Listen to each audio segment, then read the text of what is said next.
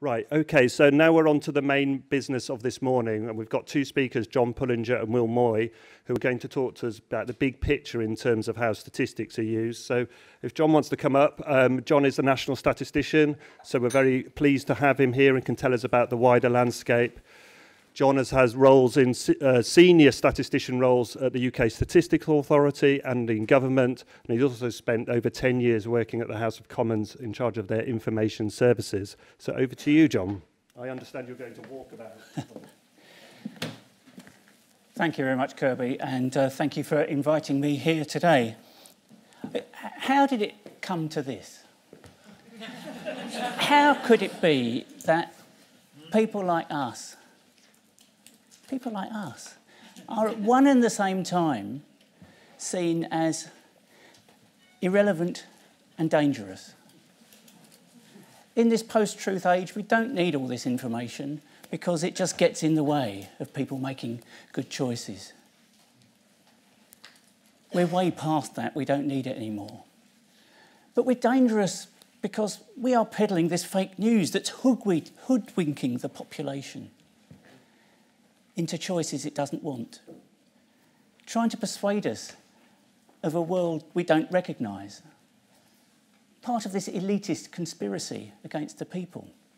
The people must rise up against these social researchers. They must be stopped.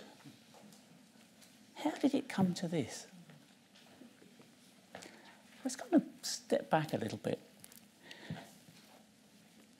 As people, when we make choices, we're driven by a whole load of influences. Biological, what we need. Emotional, what we feel. Our gut, what we believe in. And on a good day, by our heads, what we think. But it's important to realise all of those things are going on, and it's absolutely fine. We do it ourselves when we're not in the office. When we're hungry, we go out and get something to eat. When we're angry, we sound off. When we think something's wrong, we stand up against it. When we want to work out which mortgage to go for, we try and work out what the best deal is. Different decisions require different mixes of the things that go to make us human. But we really do need our heads to keep a bit of a check on our often wayward hearts. And my guess is quite a lot of people in this room have read this. I certainly have. It certainly influenced my thinking. And Danny Kahneman's book about thinking fast and thinking slow. And the basic point is that when we react to something, particularly under pressure, we tend to go with our hearts very quickly. So sometimes we need to stand back and think, which always takes a bit longer. And under pressure, that's a bit harder. But I think that also applies to us. We need to think fast and think slow in the way we behave in our projection of our work to the outside world. And three things really stand out to me when I reflect on Danny Kahneman's work. The first one is the need for us to show some humility. That evidence-based decision-making is kind of a myth. No bit of evidence really tells you what to do. There is always a choice. No rational people can make different choices on the same bit of evidence. We kind of have to realise that. And also, evidence is never conclusive. I think I can say never. It's always provisional. There's always a bit more knowledge that can be gathered. There's an asymptote. You'd never quite reach the line. So to respect that provisionality, it's a bit of humility. Second thing we need to show is a bit of respect. The data we use in our studies is data about people or businesses or entities. And they kind of get invested in that. So we need to make sure we don't do things with it that they wouldn't want. Ideally, we need to engage them really fully in the processes that we are taking.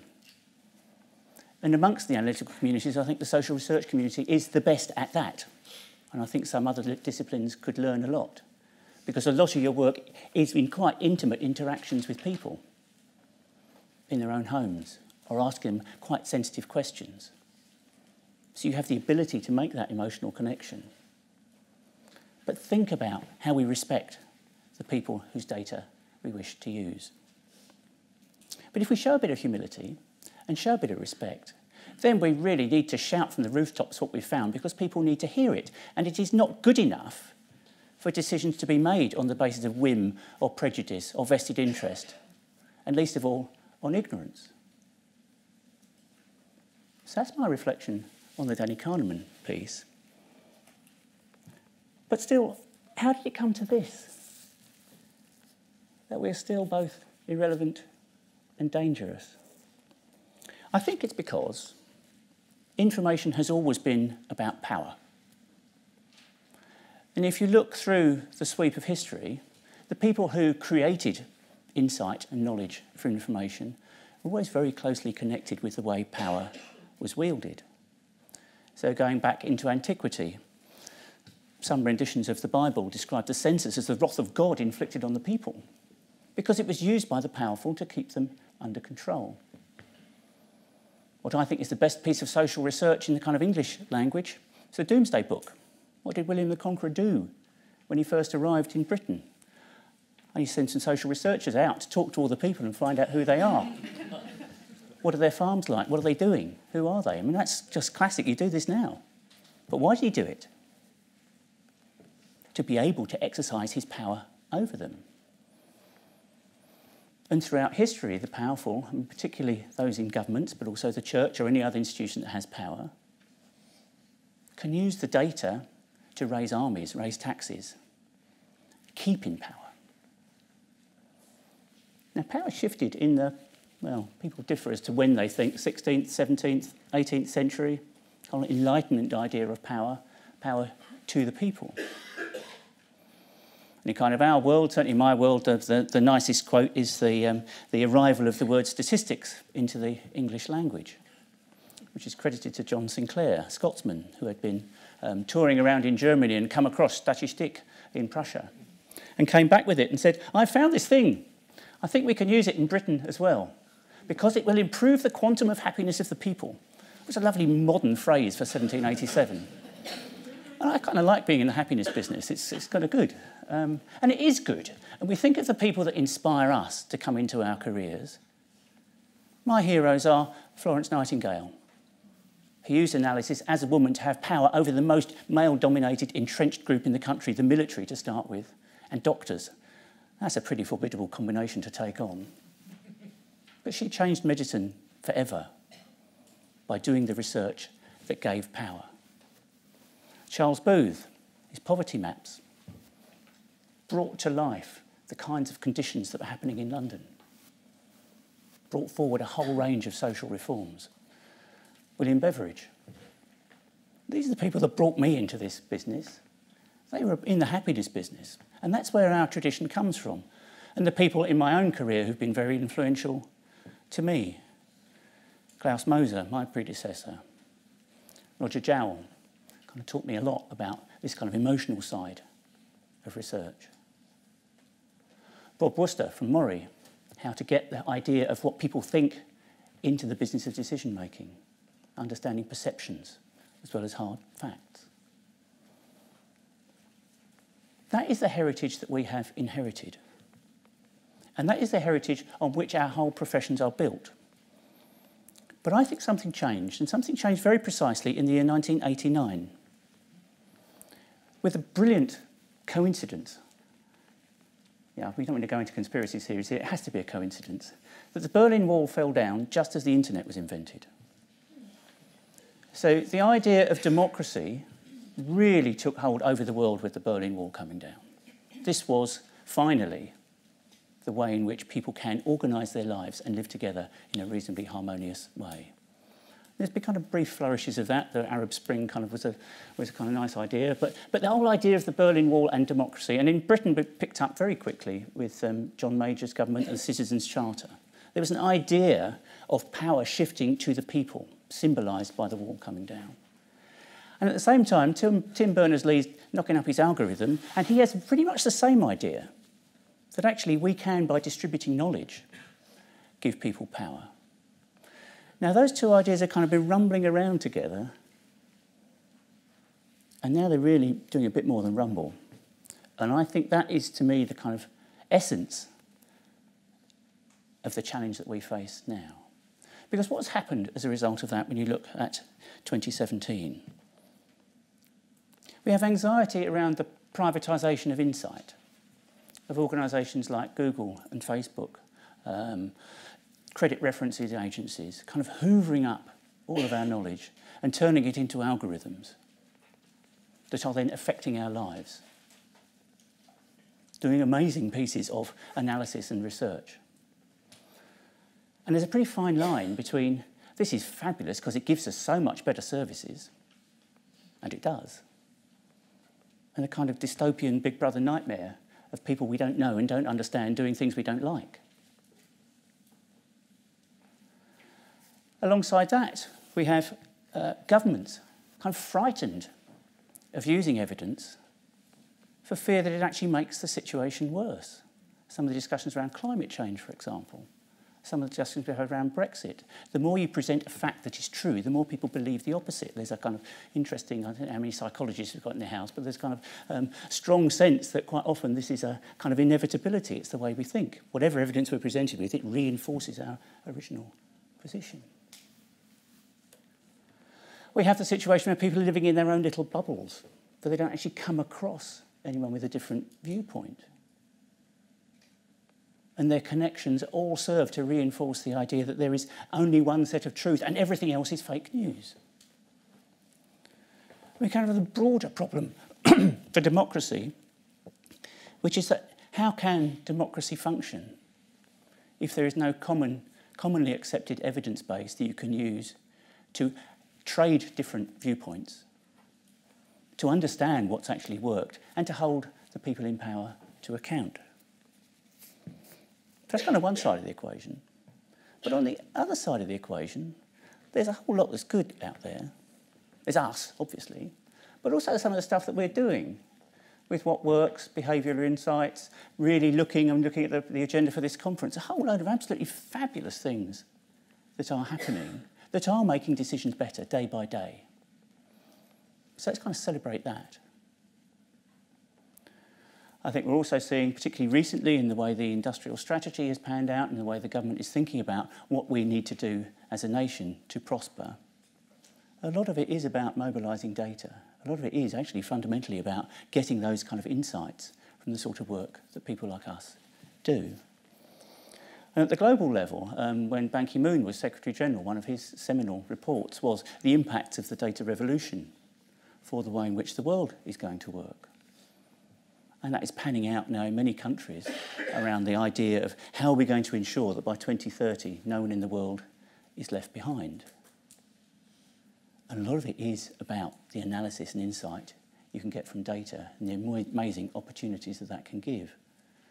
So what that translates into, I think, is that the competitive of nations and communities is increasingly going to come down to who can get those insights the quickest and the best. And I see, certainly in the work I do around the world, some countries really grasping that. So it's quite surprising countries, Colombia, trying to recover from a very long legacy of the drugs barons, and particularly city mayors in Colombia really trying to understand how communities work together and how they can give power to themselves to rise up and make sure, firstly, the drugs barons don't come back, but secondly, they can really improve the economies and social conditions of the people, and that information and insight is a key way of doing that. Ghana is another one. So we can do that here too, I think would be my reflection on that. But it's not quite who's going to win, because there is this kind of negative side as well as the positive side, and we kind of have to recognise that and not feel particularly alarmed, I think, or threatened by it. But we do need to work out pretty carefully what to do. And I guess it's three elements of what I think we need to do. that I want to kind of explore a little bit before I wrap up and go on to questions. The first is we really need to think, so what are the questions we're trying to answer here? And maybe be more active in working with the communities of people who are concerned there is ignorance or vested interest or prejudice. I really think, so what would help make those decisions better? And I think one of the correct critiques of some of our work is that it doesn't connect with the people it purports to understand. So a lot of our analysis of the labour market, for example, uses concepts like employment as though they're a real thing, but they're an artefact of the way the economy used to work. Because actually for many people employment isn't quite a thing like that. It's about the precariousness of the employment, it's about the kind of nature of the contract that you've got with your employer. To really listen to what it is people care about and make sure our research directs itself at those questions will be my first point. My second point is this respect point, that really to understand that our raw material is actually someone else's property. So use it with care. Engage with people so that they are supportive of what you're doing, because the point is to empower them rather than the reverse.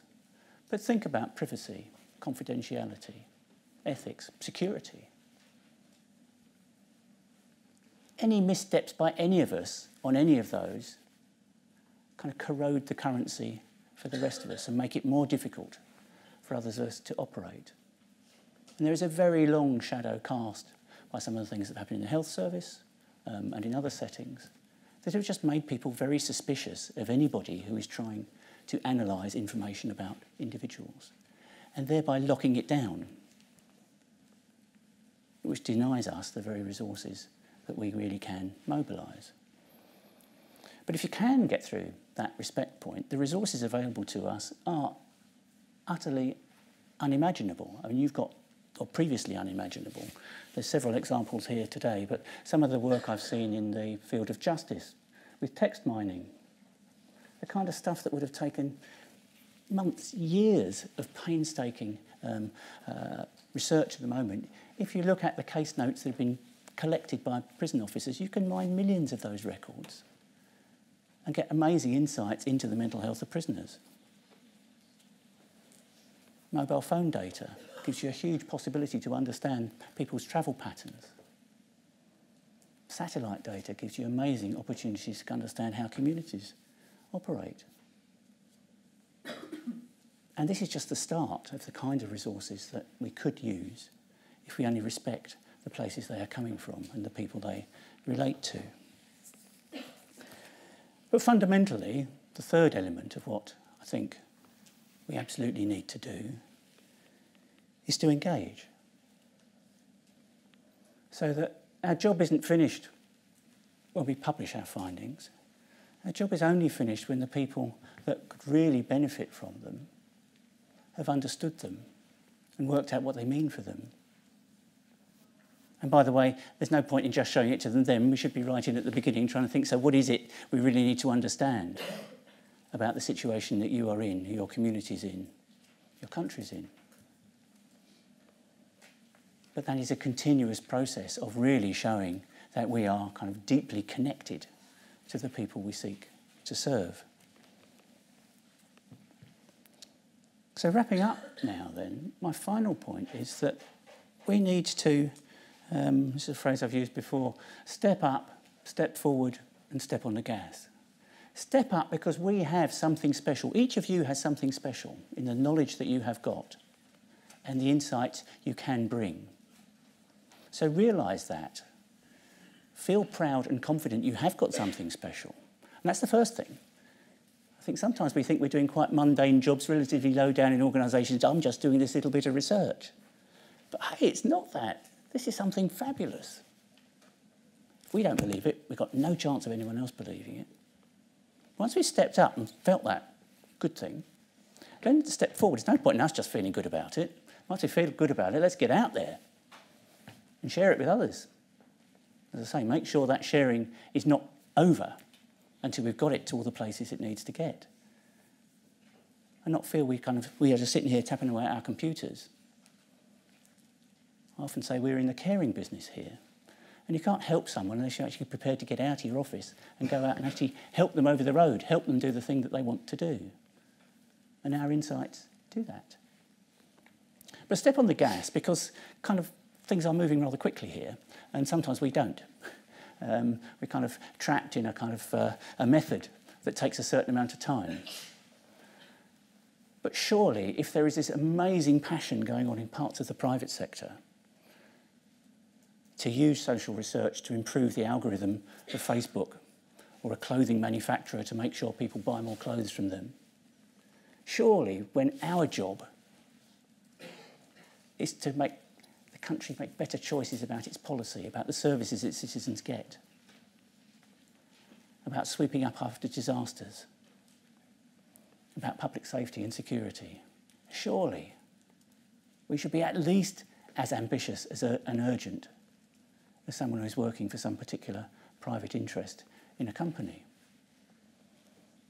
Positive though that may be, if we don't step over the line. So, armed with that, we should see our roles as absolutely central to what a modern internet-era democracy looks like. Our role is there to help people get on, get justice, and live together harmoniously.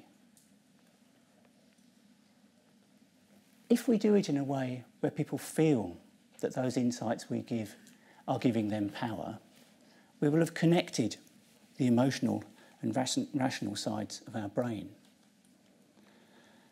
But we'll also have realised that even when we have armed people with all that insight, even if they feel that we are the greatest people in the world and we have given them the power to make choices, we then need to respect their right to make any choice they want. Thank you very much.